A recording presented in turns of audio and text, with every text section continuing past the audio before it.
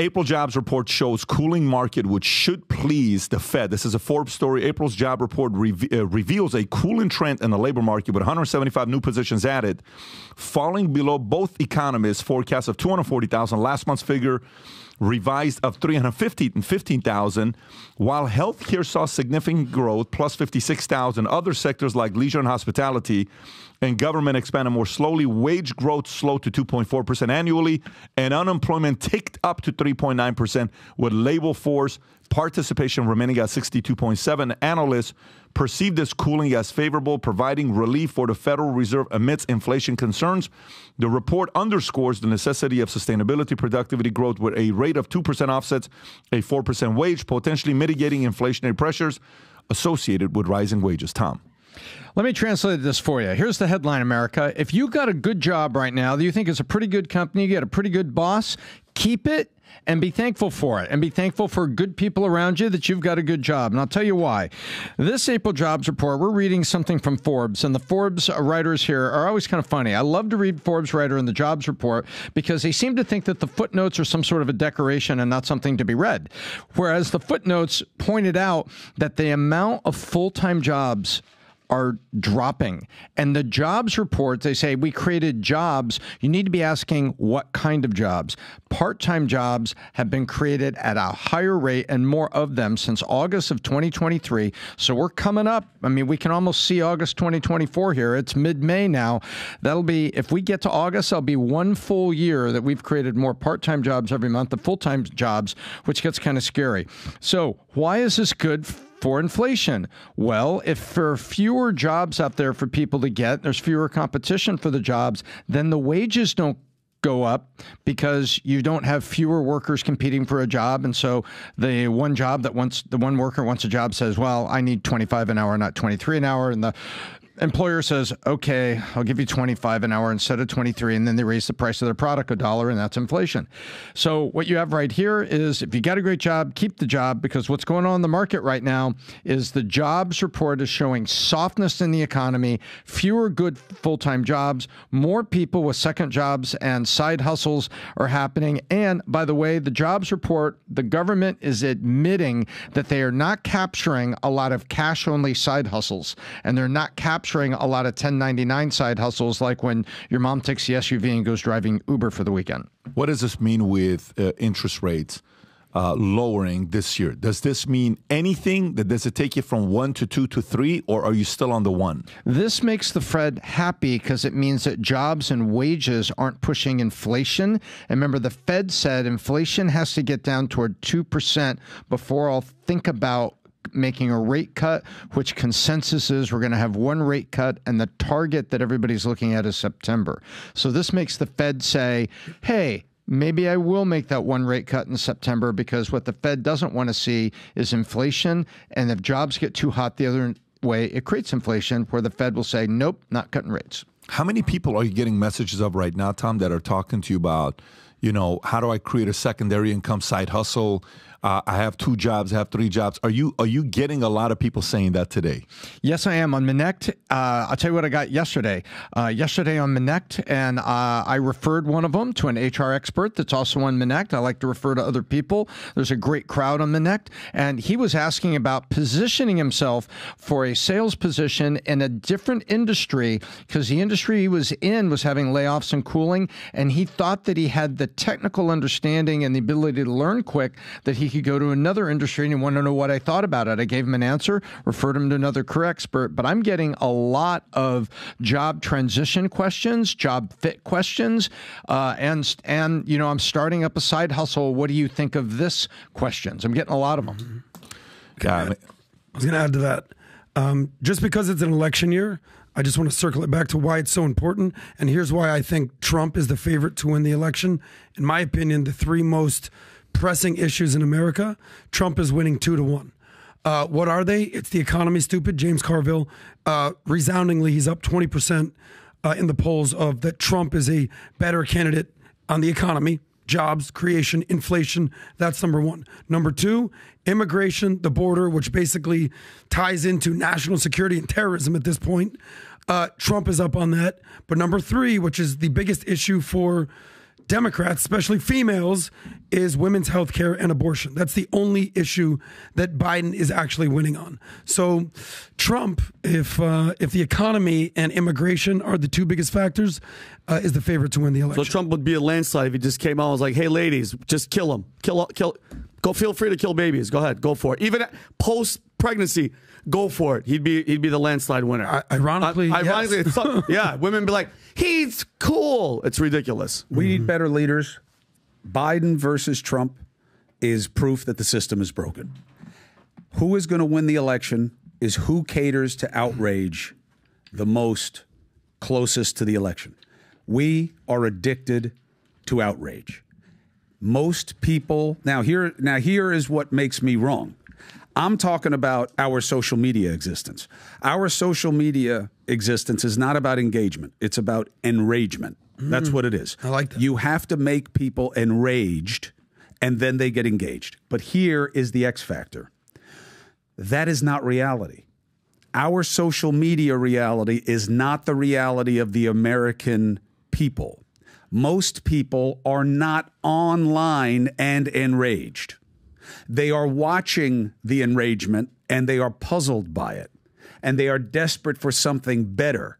But the people in the game are paying more attention to that social media reality than the ultimate reality, which is why Bobby Kennedy Jr.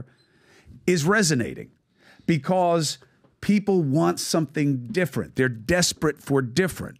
The people online mostly are conditioned by outrage. You think Trump wins an outrage election because he is the ultimate agent of animus, right? Unless the outrage is directed to what he represents to the democracy. And then maybe you wind up having a Biden victory.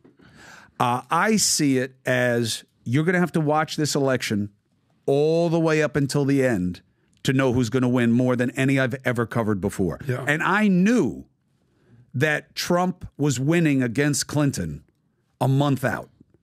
Because because of what I'm saying. Those rallies, I know the numbers weren't enough of each one, but they were proof of what was happening in the country in general. And social media is not reality. It's not. It's a reflection of an exaggerated reality. And he was winning across the country in terms of what people wanted in that moment. Now, I don't know. I'm going to have to watch this. Forget about October surprise. It's going to be November surprise.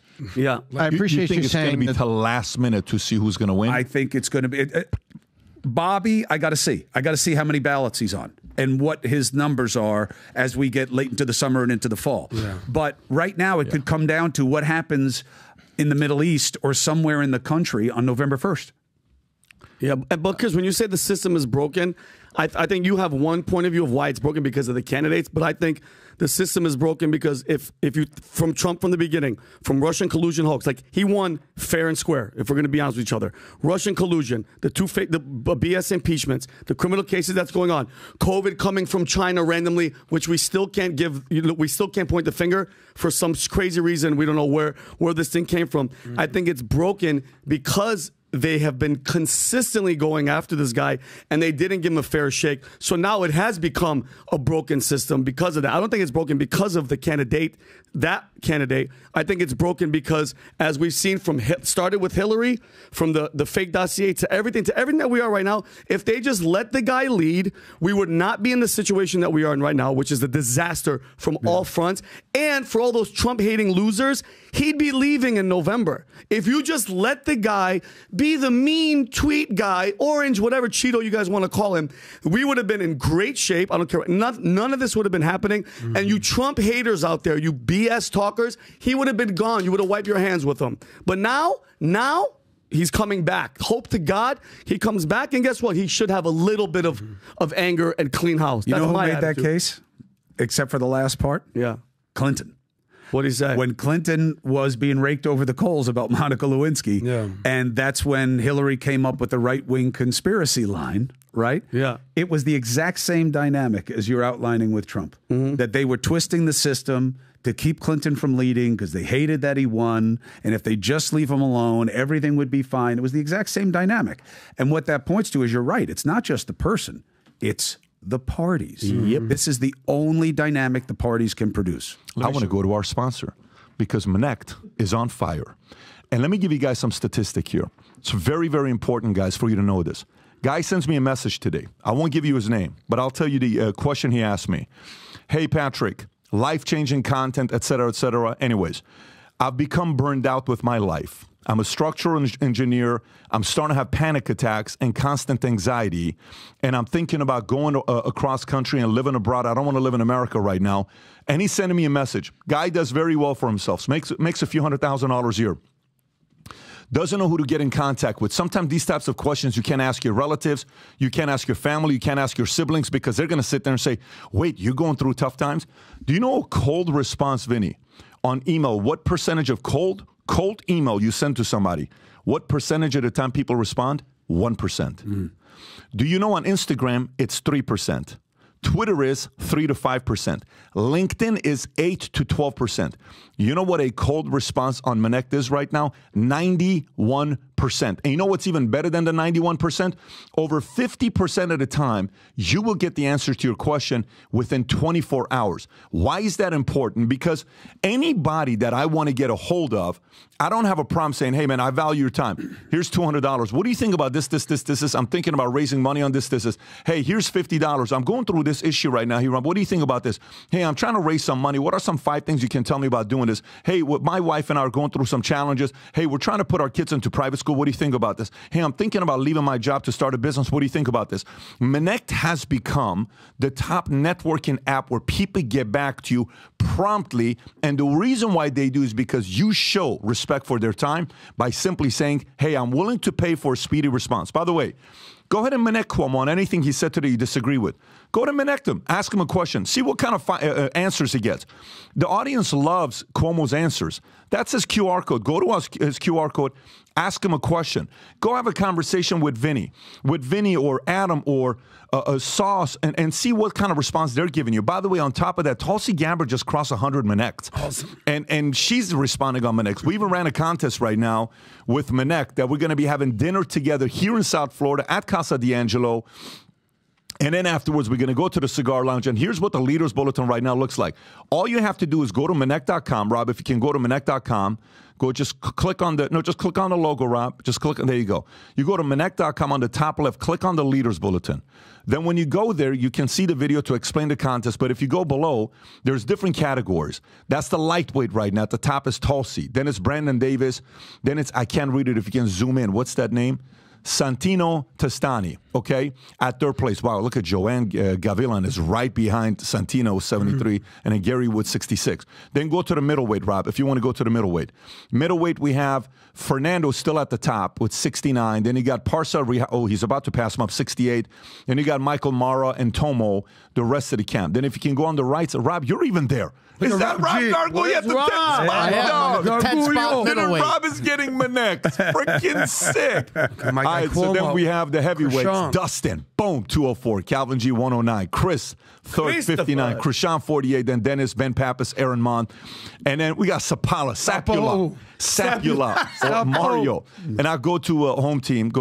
Vinny's just dominating everybody. 497, 304, 252. Adams 1 away from 100, 99. Then go to the bottom for people asking the most questions. You got Eddie at the, he's asking 90. This is a brand new person using Monect. 93 questions. Terry Hall, 92. Manuel Lopez, 88. Eric, 76 questions being asked. And then go to the right. People that have been on Monect before. Dustin's asked 229. Wow, Sarujan got 219, Ozzy 197, and then you got the rest of the folks.